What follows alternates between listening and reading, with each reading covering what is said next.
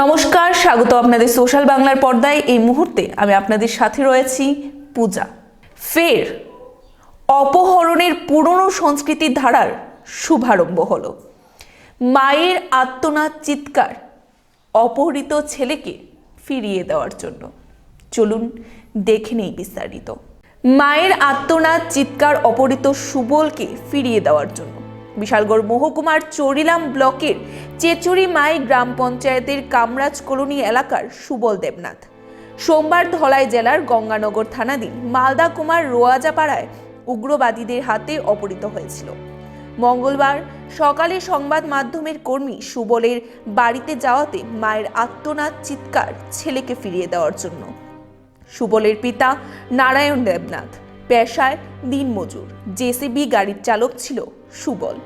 গঙ্গানগর মালদা কুমার রোয়াজাপাড়ায় সপ্তাহখানেক আগে ওই জায়গায় কাজে যোগ দিয়েছিলেন। সুবলের এক মেয়ে এক ছেলে।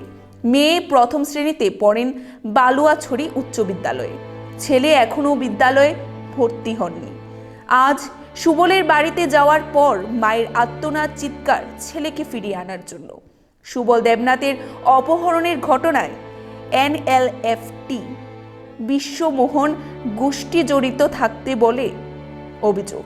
সুবল দেবনাথের অপহরণের ঘটনায় NLFT বিশ্বমোহন গোষ্ঠী জড়িত থাকতে বলে অভিযোগ, এমনই ধারণা করছেন বাড়ির লোকজন।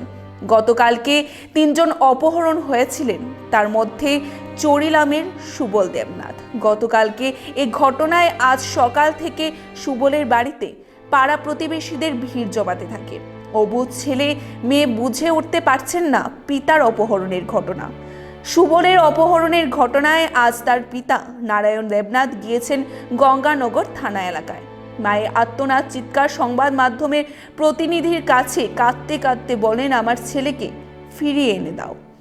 অসহায় পরিবার অপহরণের ঘটনায় ভেঙে পড়ে।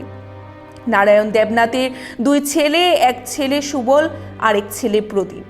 সুবল স্ত্রী কান্নায় কিছু বলতে পারছেন না। তবে রাজ্যে অপহরণের ঘটনা শুরু হতে চলছে এমনই ইঙ্গিত লক্ষ্য করা যায়।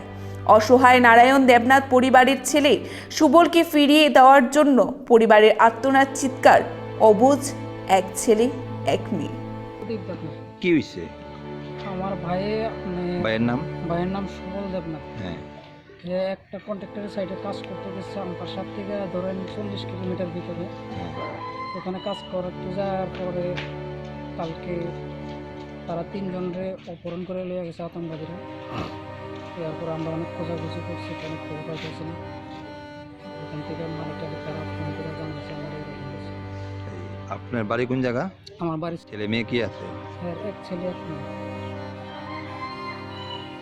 এখনকার মতো সংবাদ এখানেই শেষ করছি। পরবর্তী বিভিন্ন আপডেটস দেখতে অবশ্যই চোখ রাখুন সোশ্যাল বাংলার পর্দায়। নমস্কার।